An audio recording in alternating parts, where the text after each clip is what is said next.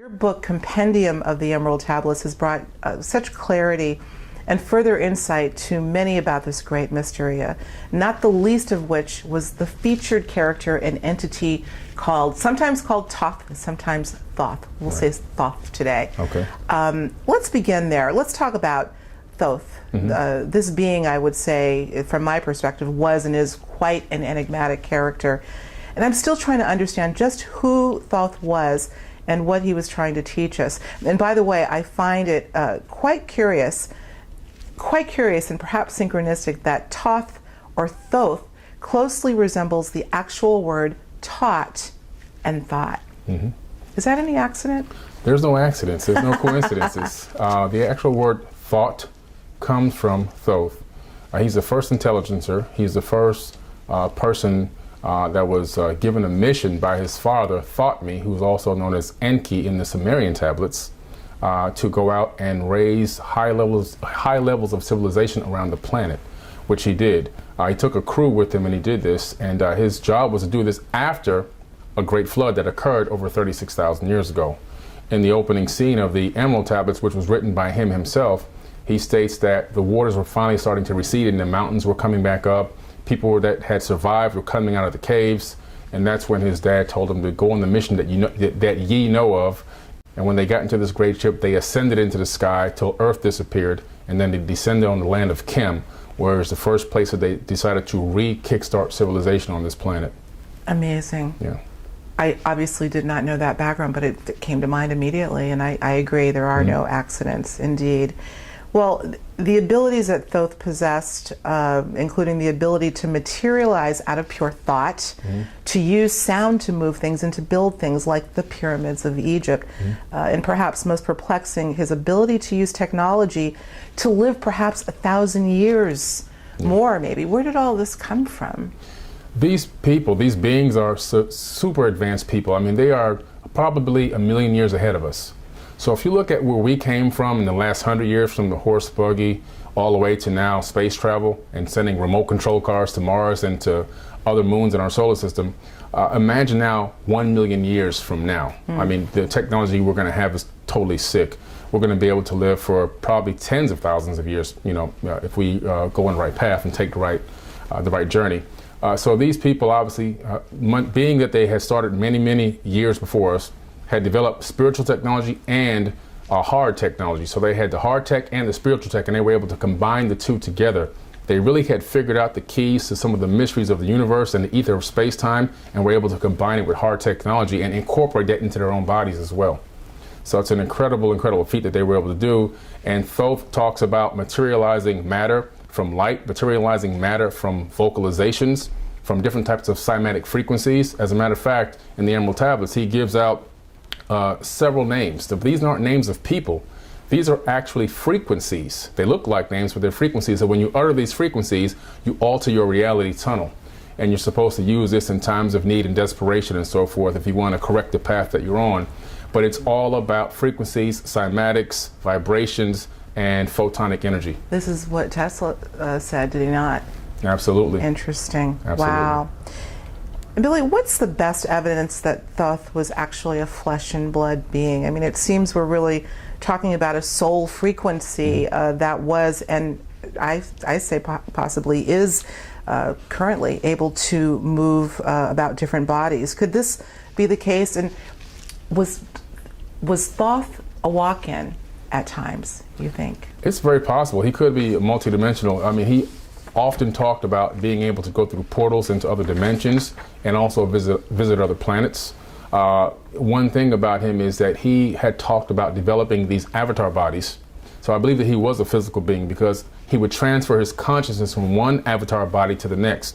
So he would go into an avatar body, which is just like in the movie Avatar, unbelievably, a humanoid body, and he would walk, he said he would walk amongst men. And then while he was in that body, the other body he left, he would put in the halls of Amenti underneath the Great Pyramid in these chambers, which they just found, chambers about 1 mile deep underneath the Great Pyramid. They're really there. This is just recently, a recent discovery. Yeah. And in the halls of Amenti were these rejuvenation chambers, and he would put the body in there for 100 years while he walked amongst men and did whatever else he did. Then he would come back, and he claimed to have done this 100 times. So that's 100,000 years alone, just 100,000 years of him transferring from body to body, walking amongst men. Other evidence that shows that he was a physical person was the fact that he had ruled, documented now in the Egyptian hieroglyphs, ruled over Egypt for 14,000 years in the ancient past. He also was seen by people in Mesoamerica. When he left Africa, he took Olmecs with him, African Olmecs, and they went and kickstarted the Teotihuacan civilization in Mexico, where he was seen by people like the Mayans and the Aztecs and everything else, and he was called Viracocha, Quetzalcoatl, How did they Kukulkan. recognize him? Well, they didn't recognize him as far as knowing that he was Thoth, but he came there with his magic science, which translates into advanced technology, and his architecture. He was there. He became their god. In other words, he never wanted to be called a god, but they deified him because they couldn't, a less advanced civilization, when they look at somebody that's that high tech and that advanced, they automatically believe it's a god. So they became cargo cults. The Mayans, the Aztecs, they became cargo cults of the Teotihuacans, who were an advanced Atlantean civilization that came across from Africa, led by Thoth, and started building an advanced civilization there. The Mayans actually never built anything in Mexico. The Mayans came and inherited what the Teotihuacan had already left behind. And then that's when they deified Thoth as a god. But Quetzalcoatl, they call him Viracocha, he's been Kukulkan, he's been Lord Picao, he's been all these different names. People have seen him, they've described him. He kickstarted that civilization, not only there, but in other places around the world. We're talking everywhere from Cambodia, all over Asia, Australia. If you go to Australia, there's etchings of Thoth from Egypt in Australia into clay that was hardened in Australia. There's an Egyptian temple partially buried in Karyong 9 in Australia that has Egyptian hieroglyphs that date back tens of thousands of years, where it shows that Egyptians were leaving Egypt and going to Australia to talk to the Aborigine people to get knowledge and wisdom from the Aborigines, who were the first people that they claim were here and that came from the Pleiadians. So it's just, the story is huge. And when I went to Egypt in 2014, the story of two brothers going to Australia and one dying from a snake bite and the brother bringing him back was the finishing of the story was in Egypt when I got there. So it was an amazing closed circle there, showing that they had really gone and come back. And of course, the temple is still there.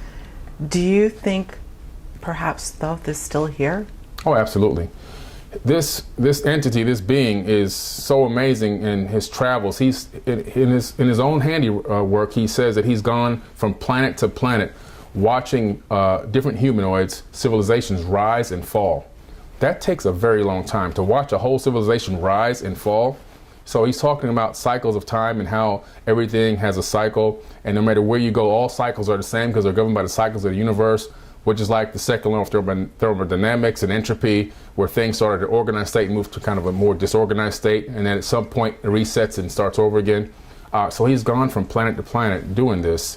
He says, many of the worlds I've traveled, and I've seen many of the men on their worlds rising as high as the stars in the night, falling as low as in the depths. So he's seen all of this with his own eyes. And it's very likely that he's still walking around. I mean, the only thing that can stop a being that advanced is some type of an accident that can destroy the body, I guess. But if you have the capability of storing your consciousness on something and putting it into something else, you can continue on. Well, isn't that what's going on right now with us humans tinkering with uploading our DNA? I find that interesting. As you're talking about this, Billy, so many questions are on my mind, but I guess the first one would be in terms of this, what I would refer to at this point as a soul blueprint, this Thoth. What is his purpose in all of this? Is this for his own observation, or is there, is this a service to self or service to others? He had raised himself to such a high level of consciousness that his whole main purpose, and the only reason why he got to this level of consciousness and ability, is because of service to others. His whole main purpose is for service to others. He never wanted to be called a god, never tried to claim that he was any type of a god. As a matter of fact, when he descended on the land of Chem in his ship and he opened the doors, the barbarians came to attack him. He raised his staff and sent out a ray of vibration, stopping him still a stone in the mountain, according to him, which means there's some type of advanced weapon that had the ability to stun them and stop them. Then he went and released them and began to talk peace with them. And then after he showed them some of his advanced technology, they groveled at his feet. And he picked them up and said, "No, we are the sons of Atlantis. And we're here to raise a higher level of civilization in this area, basically, is what he's trying to say. And we're going to teach you, we're going to raise you, we're going to give you language, we're going to give you technology, we're going to give you architecture, so forth and so on. So again, here, more evidence that he had a perfect opportunity here to say, I'm your God, bow to me, so forth and so on. But when they groveled at his feet, he stopped them and picked them up and said, no, we're the same. I'm just more advanced. And I'm here to teach you, So his main purpose is service to others, and he's gone all around this planet, and the evidence of his architecture, because he says he built the Great Pyramid. So now you look at all the pyramids around the planet, you look at the technology, the megalithic structures, you start to realize we have the same architect involved in all of this handiwork. On other planets, underwater, the pyramidal structure on is the moon. Quite fascinating. Yeah, incredible. Huh. I think about the plight of us humans, particularly us in the West. The plight, big one. Yeah. Two questions, I guess. Given this plight and given Thoth's mission of being a service to others, we could use this entity's help now more than ever. Is there any indication, we're talking about something that seems so far out of reach of our perception, but any indication, any feeling, any talk about Thoth helping us? He's helping us right now. How so?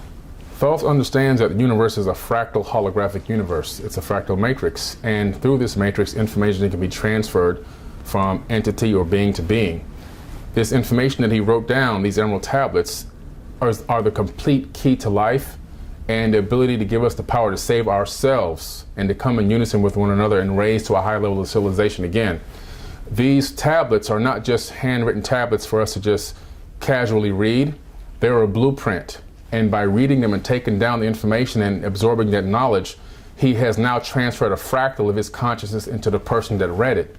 Now thereby continuing on over and over and over again and becoming like a conscious virus that is spreading right now as we speak all over the planet through my work, through the work of Gerald Clark and others who have written about this, and getting all these millions of people now reading these emerald tablets, finding out these discoveries, making the correlation between ancient times, metaphysics, and current quantum physics, and now, and finding out where we were and where we're supposed to be headed to. So right now he's fractally working through all of us this very moment. That's amazing. I resonate with that. Yeah. As I told you off air, I was so inspired by the little that I had heard so far researching some of your work that I went and ordered it. So I happen to have it with me right now here in Los Angeles. So, well, as far as the emerald tablets are concerned, it is believed that Thoth was the actual author of the text versus a scribe who translated these messages. Here's the question I want to ask in this regard. Have you found any similarity in some of the ideas that have been conveyed in the tablets as compared to the Gnostic texts, the Nag Hammadi? The Nag Hammadi does have a couple of similarities, because the Nag Hammadi really, they're talking about the fact that religion, current modern day religion, the way that the Bible and everything else is written, they're actually worshiping the evil entities. They're actually worshiping Satan. And that the true power is within. Yes. And when you go back to the Emerald Tablets, which were written way before the Nag Hammadi, you realize that the Nag Hammadi had taken some of those concepts possibly from the Emerald Tablets, because the Emerald Tablets 36,000 years ago was talking purely about taking a journey to inner space, finding the inner man, the inner power, and that divinity is flowing in us, through us, and out of us, and that we ourselves have the same exact power as Thoth and any other deity that we claim to be super omnipotent and so forth and so on. We have those same powers, and we're supposed to be here to create heaven on earth, not wait till we die to then try and see if we get accepted into it in heaven. So Nag Hammadi have the people who wrote those scripts have a lot of the same beliefs, and they're trying to say, look, the energy and the power is flowing in you and out of you. You are basically God, because God is you and you are God. And what these organized religions have done is they are now, without realizing it, worshiping a demonic entity. Wow. That's interesting. Well, that could very well be the case. You wonder, you have been so tenacious in digging up this information and connecting dots. You have to ask yourself the question, who else knows this information that may also be on the more malevolent side of things, keeping it from us? Yeah. If Thoth is truly on a mission to help us evolve, who else might know? The governments of the world. Collaborate. If you go to Washington, D.C. and go to the Library of Congress, there's two gigantic steel doors, double doors to open that Library of Congress. Who's etched into the steel on the door? Thoth. Thoth and Odin, who's both the same person, because as when you go into the more Greek times, he's Odin, he's also a Mercury. You know, they have different names over different ages and different regions of the world, but it's the same exact person. So when you go there, they've got Thoth etched into the steel doors at the Library of Congress in Washington, D.C. Wow. I think they know exactly who he is, and this is why you see all of the Egyptian motif in Washington, Egyptian motif in England at the the palaces, the Vatican. Absolutely. And this is all reminiscent of they've got the information, they've got the knowledge, and they're basically using it through brick masonry. They're showcasing everything they know, all the angles and the different types of structures that they build to harness energy and everything else. But they're putting it in our face. They're hiding it in plain sight. And the average layman who's got to focus on going to work, paying bills, taking care of the kids, I got to work till I can get enough money to retire, and all these things, completely distracted from what's right in front of their face, can't focus on it. And the elites and the oligarchy, they maintain their power over us that way. Wow. If somehow Thoth's, it seems like his mission, should he still be here, and I think there's definitely a case to be made that he is, should complete that mission, should he be able to somehow, even through the 100th monkey, even through the butterfly effect, spreading knowledge to enough people that that somehow reaches even those that are too busy to actually read the Emerald Tablets, let's say. And we, as a civilization, evolve. Let's take a look at the end scenario. Do you think that Thoth would eventually go away? Not go away, but leave? Well, he leaves from time to time. All of these beings, these advanced beings that are really helping us and have, like Enki in the past, who really took a liking to humans, they come and go. But when they come and go in their geological timescales, because of their lifespans, it's not that long, blink of an eye. It's like going around the corner for some groceries. To us, from our perspective, because our lifespans have been so shortened and cut, it seems like thousands of years. But to them, it's just like, I'll be back, and 4,000 or 5,000 years will go by and they'll be back. They go do whatever they do and they go away and they come back. Good example, in the Bible, you have the Tower of Babel incident, when Yahweh returns and sees that the humans are building this tower. Well, Yahweh had gone away for a while. And if you go into the Sumerian tablets, you discover the same exact story. The Bible copied it from the Sumerian tablets. Yahweh is Enlil, Enki's brother. Yes. The evil one, the true Satan, the Satan, the Lord of Eden. That was his name. But he had gone away and to wherever they go when they leave, whether other planets, other soul, who knows where they go. But when he came back, this tower was being built. So obviously he's not omnipresent, because he would have known it was being built if he was a real creator of the universe. It shocked him, and he realized that humans had the capability to not only catch up to the Anunnaki, but maybe even surpass them. And that's when he knocked down the tower, then took the people who were working in unison together as one, separated them, split up their languages, and put them all over the world, spread them out. Then they put genetic markers on the people, creating Asians, this, that, everybody was one. Then became, I'm Asian, I'm an African, I'm a red man now, I'm an indigenous person. There's a 2% variance between an African American, a Caucasian, an Asian person. This 2% variance can't just happen by pure evolution, not in this small time frame. It would take many more millions of years to get these variances. I'm not dark, you're not dark, because the sun was shining on our ancestors in Africa. We're dark, this color of melanin, because of a 2% variance in genetic material that has now been scientifically proven, and it's peer-reviewed biology, it's real science. So this variance in genetic material is what makes different races. This was done, and also another thing that was done by him was he fused chromosome number 2 and put a telomere cap on each end so that we could only live to 120 years maximum. And Harvard scientists just discovered that that's a fact. A human being can only live to about 120 years under the most pristine conditions. And they've now learned how to stop that shortening of telomeres and extend the life of mice like 3 times longer, which means they can do it in humans as well. But they go away and they come back. So Thoth will go away at some particular time on maybe other missions on other planets, or maybe even other dimensions, who knows, and then return at a later time. But he talks about our cycles, and he's waiting for us to grow up. So I think a lot of the other possible benevolent ETs that are out there, they're waiting for us to get to a point where we overthrow this oligarchy, this 1% that's running 7 billion people. That's got to end. For us to come out of our stupor and realize that we've got to come together as one for a common goal. overthrow the current capitalistic society that we're living up under, and put together a new system and work towards moving into that golden age again. And I think that's when we're going to see a lot more interactivity from people from other places, which I would like to just call our cousins, our star brothers. You know, they're all related to us. Humanoids basically dominate the entire universe. Yeah, beautifully said. In our closing minutes, I want to talk about, I think what I'd like to do is actually put up an image of both the Emerald Tablets, but also your book, and this is what I'd like to end on, Compendium of the Emerald Tablets. If you could, in the remaining minutes, Billy, give us a thumbnail about what that's about, and we'll make sure to have links, of course, for both. Okay, fantastic. Well, the Compendium of the Emerald Tablets was an idea that I decided to do because I wanted to be able to break down the Emerald Tablets so that the beginner, a person that's just getting into it, or maybe doesn't understand a lot of esoteric messages, can really get a very good understanding of what's being said because it's so powerful. In the Emerald Tablets, it's told that you should read it 100 times 100 at least, you know, so you start for it 100 times and just continue on. To the rest of your life, you should continue to read them, and the more you read them, the more knowledge you gain.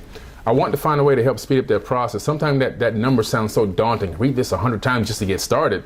And it's like people don't really understand what they're digesting. So the compendium means I'm breaking down the information and making it available for a beginner or a layman. So I went in with the compendium concept to go in and actually go on sometimes verse by verse and making correlations between biblical text, other ancient texts like the Mahabharata, the Bhagavad Gita, whether it be the Sumerian tablets, also correlate things that are being said by him to modern day technology, military tech that we have currently, satellite technology, the ability in quantum physics to manifest matter from light and sound, now, which we've just first accomplished about 6 months ago. Yes. So I'm showing people that what he's saying is not far-fetched. With 2045 project, where they're actually transferring consciousness of animals into computers right now, proven. So I'm saying, look, what he's saying is not this big hypothetical thing that could probably never happen. I'm saying we're doing it now. So I'm bringing it all together, showing them that what happened in the ancient past is currently happening right now. We're probably just rediscovering these ancient technologies or these abilities right now in modern times. And I try to put it all together, break down the esoteric information and the metaphysics to where a person can really understand it, digest it, and use it in their everyday life. Wonderful. Well, Godspeed to you. Continued Godspeed. It's always great to talk to you. I appreciate it. I'm looking forward to getting updates on a regular basis. Billy Carson, what can I say? Thank you. Thank you so much. Bye-bye.